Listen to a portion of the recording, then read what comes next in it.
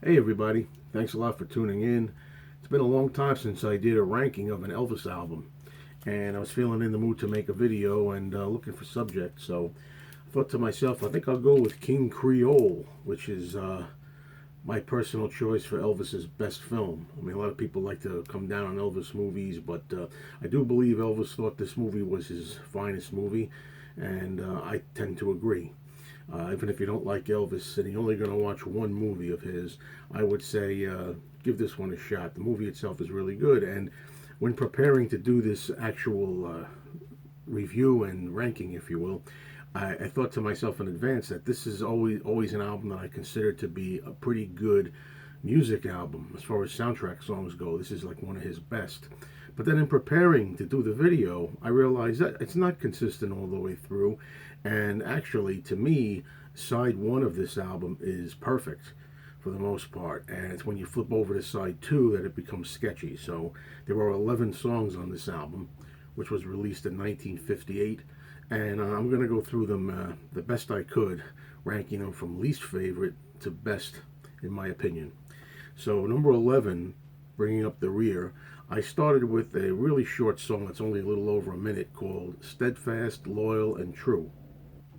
As seen in the movie itself, it's really just used as a throwaway song for a moment when Elvis is kind of singing his, I don't know, high school theme song, really, and that's what it is. It doesn't really fit on the album except just to have, the soundtrack tune there. In the movie it serves a purpose, but as just a standalone song, to me, it ranks as the least of the bunch here. So, I mean, Elvis sings it well. He's got a great voice, but it's not much of a song.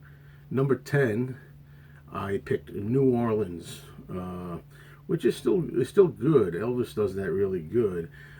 It's got a bluesy and New Orleansy feel to it, obviously, but it just doesn't come up near the top for me.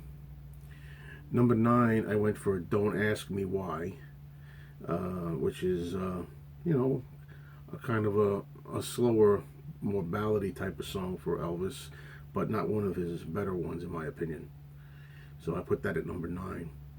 Number 8, along the same vein there, I put the song "Young Dreams." Number 8.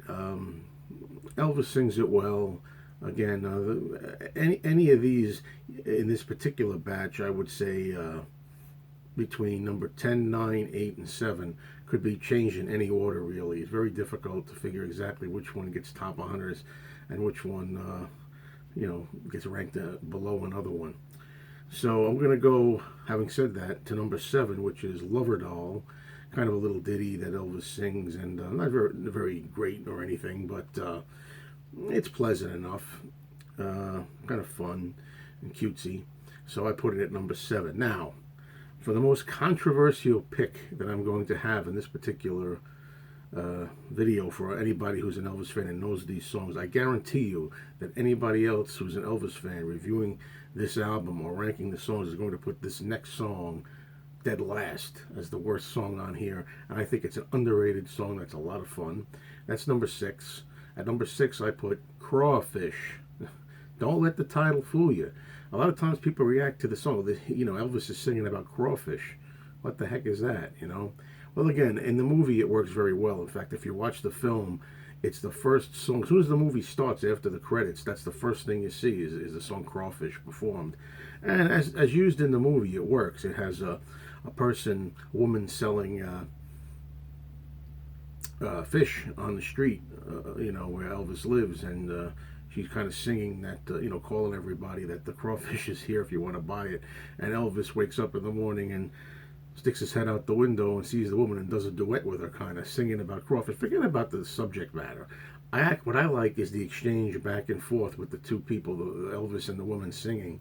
I like the sharing of the vocals together and the interplay between the two. And other than the subject itself, I like the tune. I like the way Elvis sings it. There's a lot of changes to his voice. The deeper voice and then like upper range. I like the song. And sorry, I'm going to defend Crawfish. A lot of people put down the song "Clam Bake," just because it's about a clam bake, and that too is a fun song. Anyway, so that's the iffy one that everybody's going to react to, I think, in this particular video. Now we go to the top 5, and to me, there's no question personally that these are my top 5. And it's interesting. I didn't really plan it this way, but when you look at the contents of this album, all 5 of these tracks are all on side 1. So side 1, it has all the best songs in my opinion on it. Number 5, I went for Dixieland Rock. You know, really good rock and song by Elvis. What can you say? It's just that there are 4 songs that I personally deem better than that even. Number 4, I went for the ballad, which is really beautiful, As Long As I Have You. Elvis sings it really wonderfully, really sensually. He's got a great voice for it. I really think it's a good ballad. As Long As I Have You, number 4. Now, these to me are easily the top 3 songs on the album. The question is which order they're going to go in. Number 3, I went for the song Trouble. Elvis, tough guy Elvis. I like in the movie how he kind of like is singing to the gangster Walter Matthau. If you're looking for trouble, you came to the right place. If you're looking for trouble, just look right in my face. He does it really good on the NBC special too. I guess at the 68 comeback. Really good rendition of that there. And a lot of good outtakes on that too as well, and that special of the song. But anyway, Trouble. Really good vintage Elvis, the tough guy kind of Elvis. Number 3. Number 2, I went with the title track, King Creole, which I think is just a really good, fast, up-tempo song. You know, I like the instrumentation in it, the guitar playing in it. I like everything about it. It ranks as number 2 for me. But as number 1, the best song on this album, I put a song that, believe it or not, is not even featured in the film. I'll explain that in a minute. And that's Hard-Headed Woman. Really good rocker from Elvis, one of his best.